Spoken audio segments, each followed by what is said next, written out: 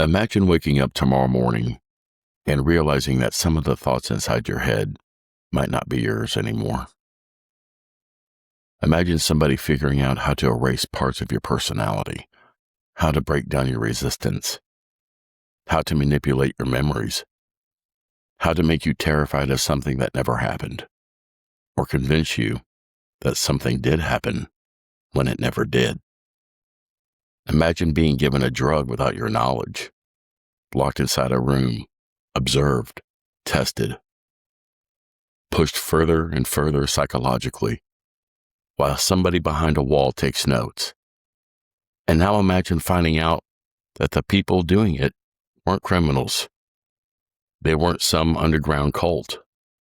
They weren't mad scientists operating out of an abandoned warehouse. They were working for the United States government. Tonight, we're talking about Mkultra. And before somebody immediately says, "Come on, that's conspiracy theory bullshit," no, it isn't. Mkultra existed. The CIA admitted it. Congress investigated it. Documents were released. People were experimented on. Some of them didn't even know they were part of an experiment.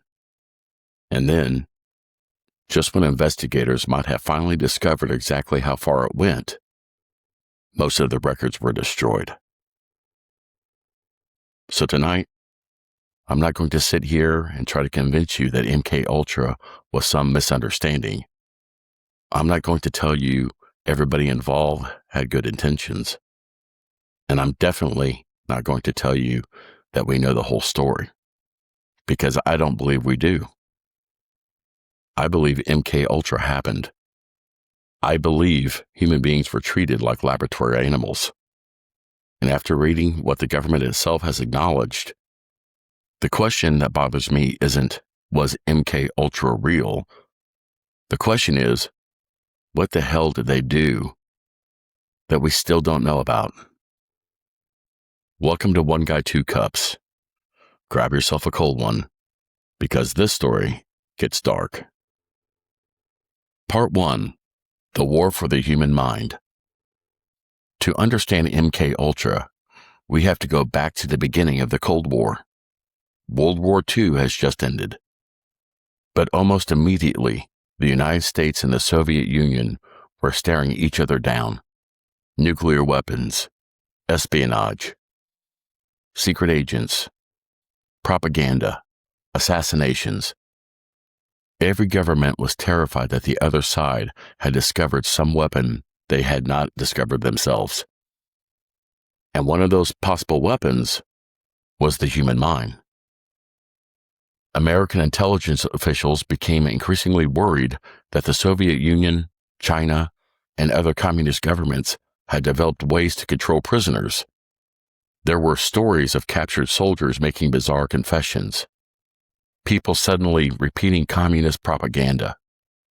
People appearing completely different after interrogation. And American intelligence officials started asking a terrifying question. What if someone had figured out how to control human behavior? What if you could take an enemy agent, erase his resistance, reprogram him, and send him back? What if you could force somebody to reveal information? What if you could make someone forget what they've done? And maybe the darkest question of all, could you create somebody who would kill on command? A person who could assassinate a target and maybe not even remember doing it? That sounds like science fiction. But the CIA wasn't laughing. They wanted to know. And in 1953, Mkultra officially began. CIA documents describe the behavioral research expanding significantly in April of 1953, with the program operating under the direction of Dr. Sidney Gottlieb. Eventually, Mkultra would encompass 149 separate sub-projects involving drugs, human behavior, and behavioral modification. Many outside researchers and institutions reportedly did not even know the CIA was ultimately funding the work. Think about that. Not one experiment, not 5, not 10. 149 sub-projects, universities, hospitals, researchers, doctors, scientists, government facilities. And behind some of that research was the CIA. Part 2. Sidney Gottlieb. The man most closely associated with Mkultra was a CIA chemist named Sidney Gottlieb. And Gottlieb is one of those historical figures that almost sounds fictional.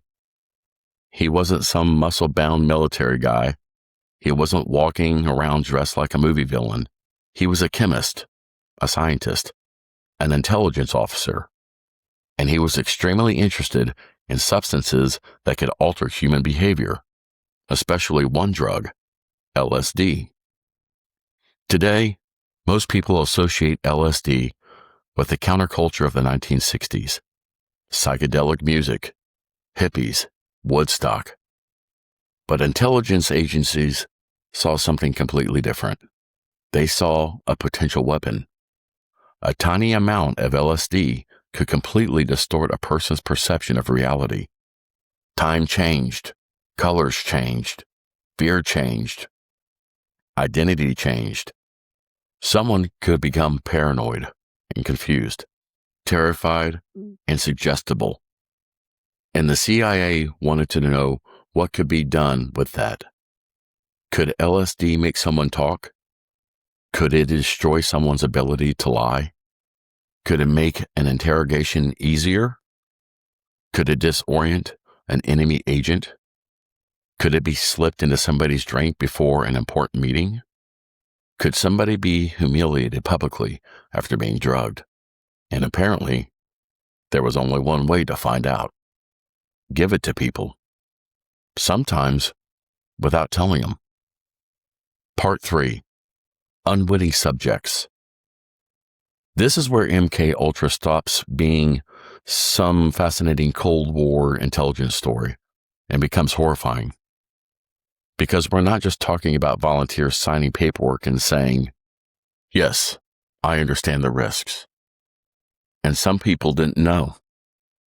According to the Senate investigation and surviving CIA material, Mkultra included work involving the administration of drugs and experimentation on unwitting subjects. Breathe that again mentally. Unwitting subjects. Human beings who did not know they were part of an experiment. Imagine sitting in a bar, you're drinking, talking, having a normal night, and somebody secretly puts LSD in your drink. You don't know what LSD feels like. You don't know you've even been drugged. Suddenly, the walls start moving. Your heart starts racing. People's faces look strange.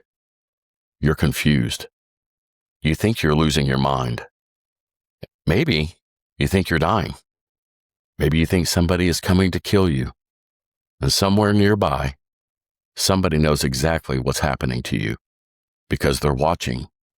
They're taking notes. You're not having a medical emergency to them. You're data. That happened in America. Not in some dystopian movie, not in Nazi Germany, not in Stalin's Soviet Union. It happened here. Part 4. Operation Midnight Climax. And then there's one of the strangest chapters connected to Mkultra. Operation Midnight Climax. Even the name sounds like somebody making this up. But the basic program was real.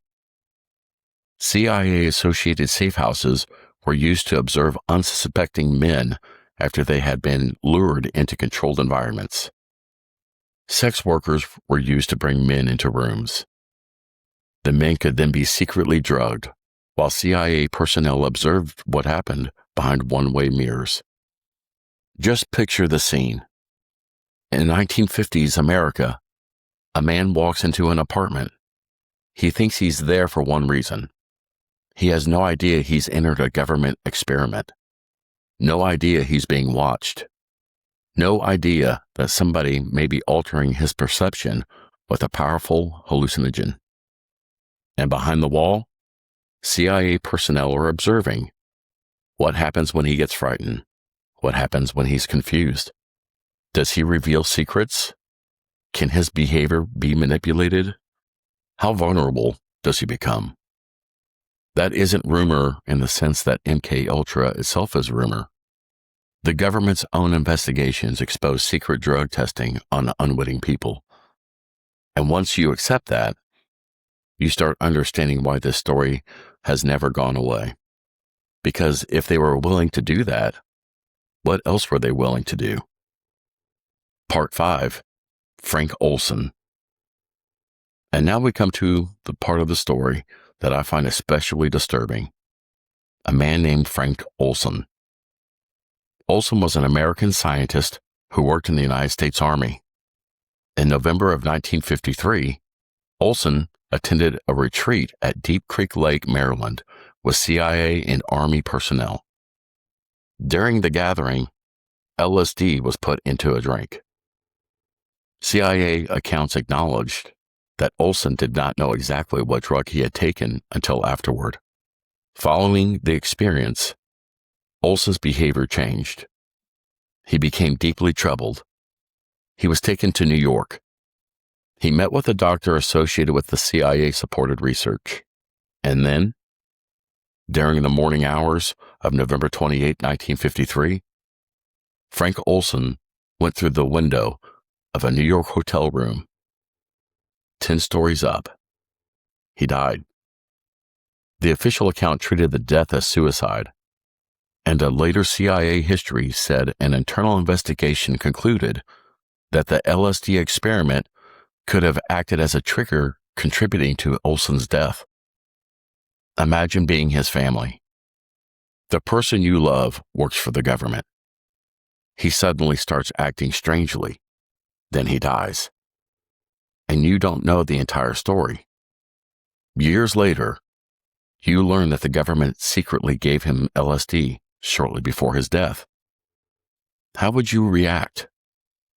Would you accept, sorry, it was an experiment that went wrong? Because Olson's family didn't stop asking questions. They questioned whether his death happened the way the government said it happened. Those murder allegations have never been conclusively proven. But here's what isn't disputed.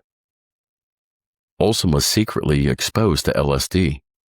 He experienced a severe psychological crisis. And days later, he was dead.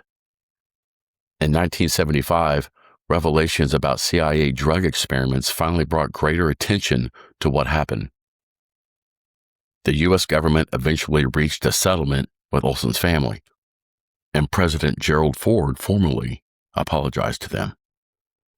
And here's the part that gets under my skin. For more than 20 years, his family didn't know the truth about the LSD. 20 years. Think about how much different the world looked by the time they found out. And if those investigations had never happened, maybe they never would have known. Part 6. Breaking the Human Mind.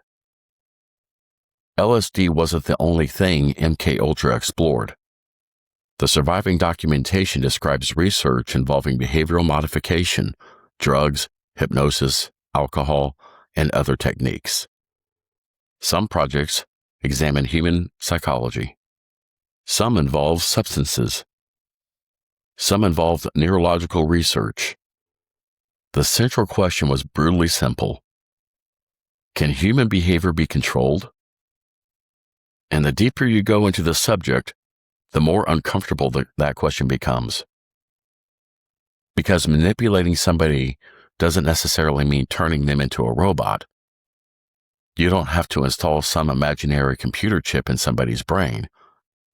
If you can destroy someone's sense of identity, you can control them.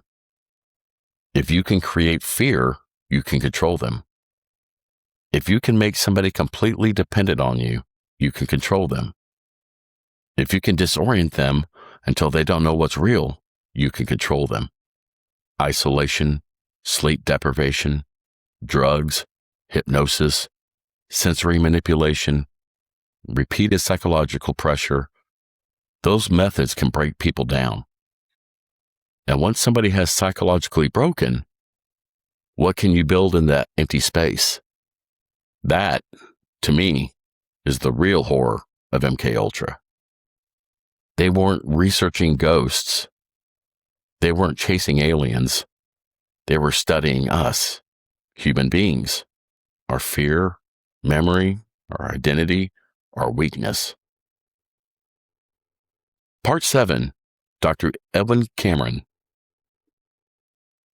One of the most disturbing names associated with CIA-funded behavioral research was a psychiatrist, Dr. Donald Edwin Cameron, in Canada. Cameron was not some nobody. He was a prominent psychiatrist, and his work involved techniques intended to radically alter patterns of thought and behavior.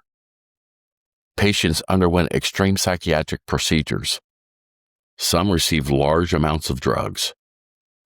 Some were subjected to prolonged sleep. Some underwent repeated electroconvulsive treatments. And there was something called psychic driving. The idea involved repeatedly playing recorded messages to patients over and over, sometimes for extremely long periods. Think about the psychological horror of that. You're vulnerable, you're medicated. Your normal sense of reality is being disrupted. And a message keeps playing again and again and again, trying to push something into your mind. The CIA secretly provided funding connected to Cameron's research through intermediary organizations. Some of the patients had originally sought help for comparatively ordinary psychiatric problems. They weren't enemy spies.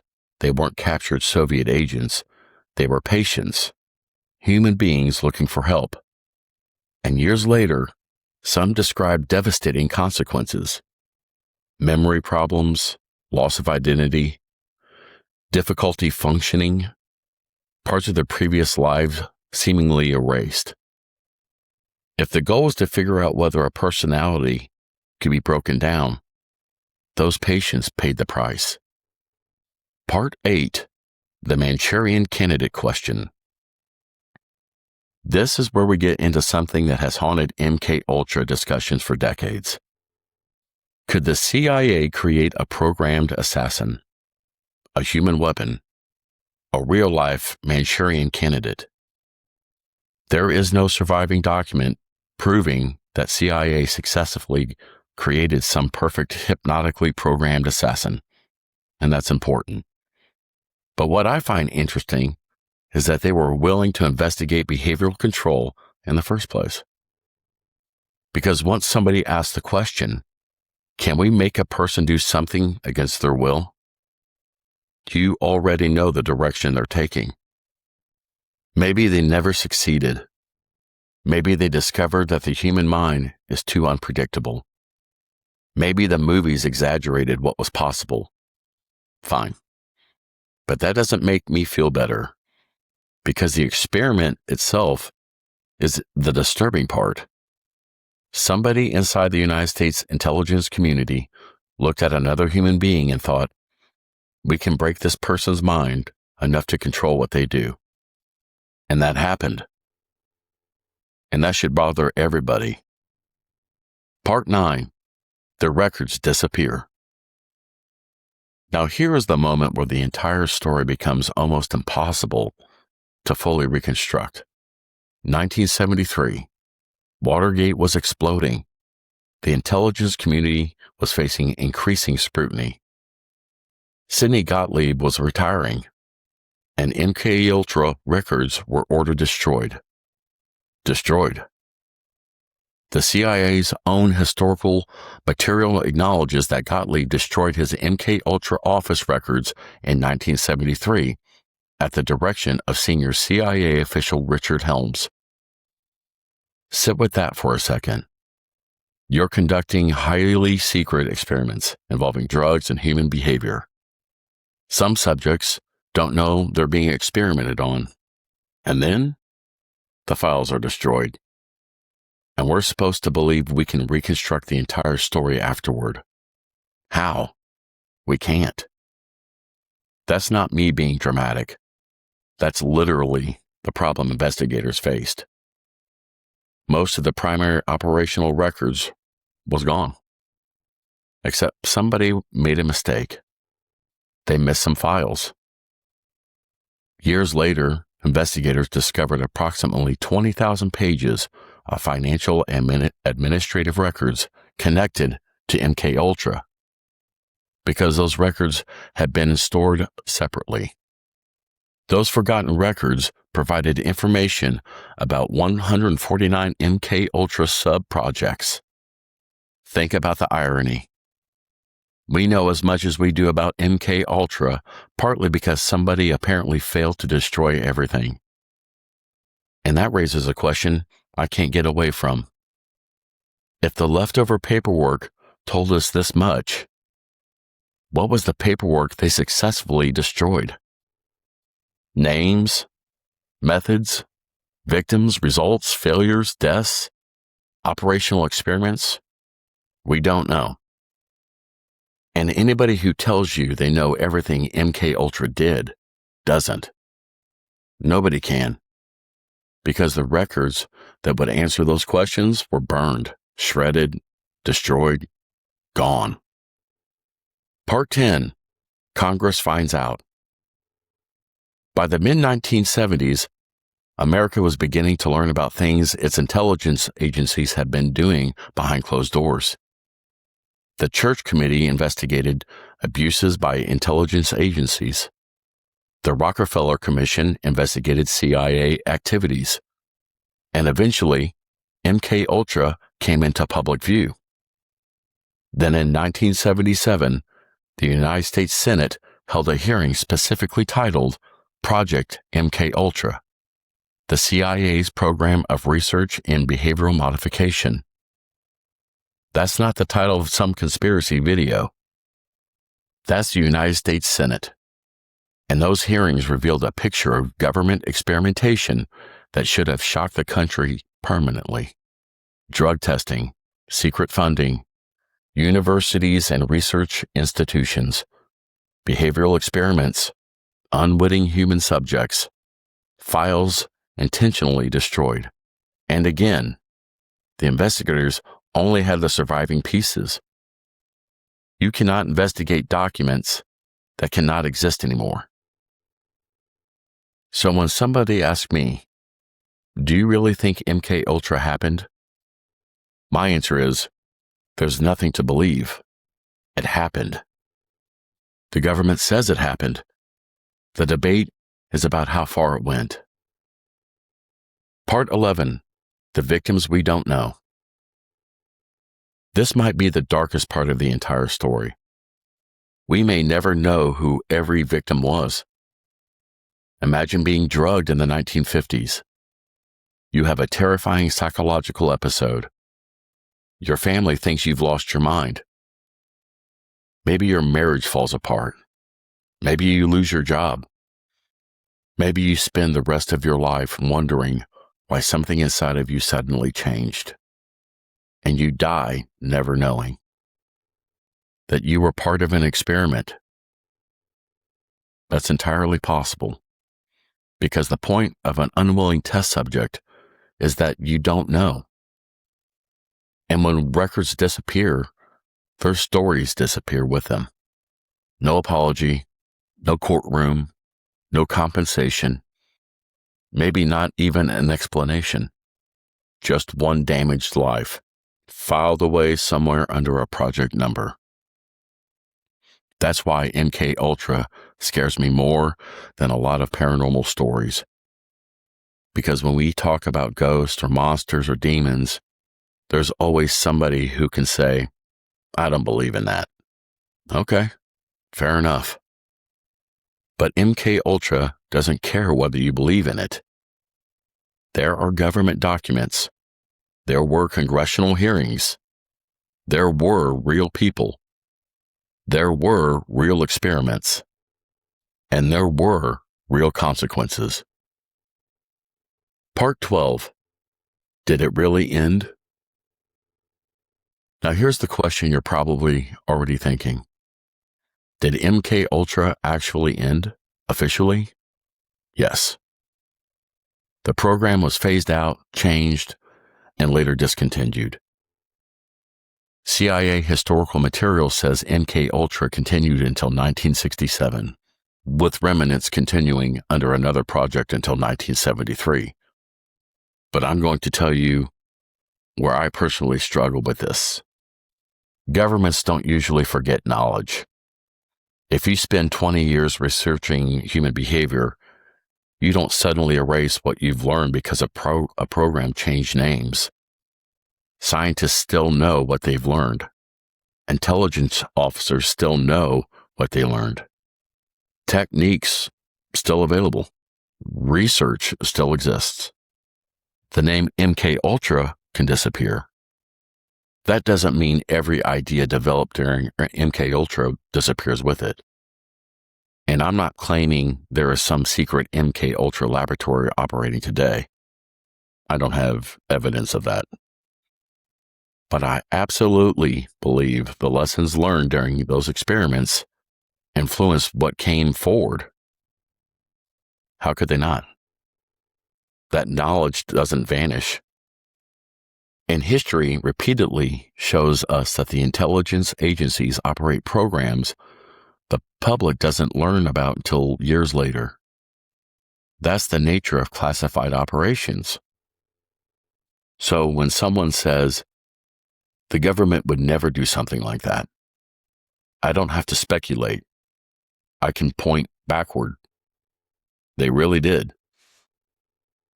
Part 13. Why Mkultra still matters. This isn't just some creepy history lesson. Mkultra matters because it demonstrates what can happen when fears become more important than ethics. The people behind these programs believed America's enemies might be developing methods of mind control. So America had to investigate them first. That's how these things begin. We have to do it because the enemy might. Then somebody decides normal rules are inconvenient. Consent becomes inconvenient. Oversight becomes inconvenient. Human rights become inconvenient. And suddenly, a person isn't a person anymore. They're a subject, a number, a test, data. And that's something every generation needs to remember. Because governments are made of people. And people can convince themselves that terrible things are justified when they're frightened enough. Part 14. The really terrifying question. So here's where I land on Mkultra. Do I believe the CIA successfully created armies of mind-controlled assassins? There isn't enough evidence proving that. Do I believe every insane claim that's ever been attached to Mkultra? No. You don't have to. The confirmed story is disturbing enough. The CIA really did run a behavioral modification research program, and it really did investigate powerful mind-altering drugs. Unwitting people really were exposed to drugs. Researchers really were secretly funded. Frank Olson really was secretly given LSD shortly before his death. And the primary Mkultra records really were deliberately destroyed. And that's enough. But here's what keeps me thinking about this story. We only discover the details that survived. The government didn't voluntarily preserve a perfect record and hand it to us. Investigators pieced together whatever remained. So there are three categories of Mkultra history. The things we know happened, the things we suspect happened, and the things nobody alive may ever discover. And to me, that third category is the scariest one. Because somewhere between 1953 and 1973, there were experiments whose documentation no longer exists. There were conversations nobody recorded. There were decisions made in rooms we will never hear about. And there may have been human beings whose names never appeared in the surviving files. People who never knew why something terrible happened to them. So tonight, when somebody tells you Mkultra was just another wild government conspiracy, tell them to look it up. Tell them to read the Senate hearings. Tell them to read the CIA's own documents. Because you don't need some guy living in his mother's basement wearing a tinfoil hat to tell you about Mkultra. The CIA will tell you. The United States Senate will tell you. The documents will tell you. And maybe that's why this story is so unsettling. Most conspiracy theories start with someone saying, "Imagine if that were true." Mkultra starts somewhere much darker. We know part of it was true, and then you discover that people responsible destroyed most of the evidence. So I'll leave you with one question. Not whether Mkultra existed. It did. Not whether people were secretly experimented on. They were. Not whether the CIA attempted to understand how drugs and psychological techniques could manipulate human behavior. They did. My question is this. If what survived in the files was bad enough to horrify Congress, what was in the files they made sure nobody would ever see?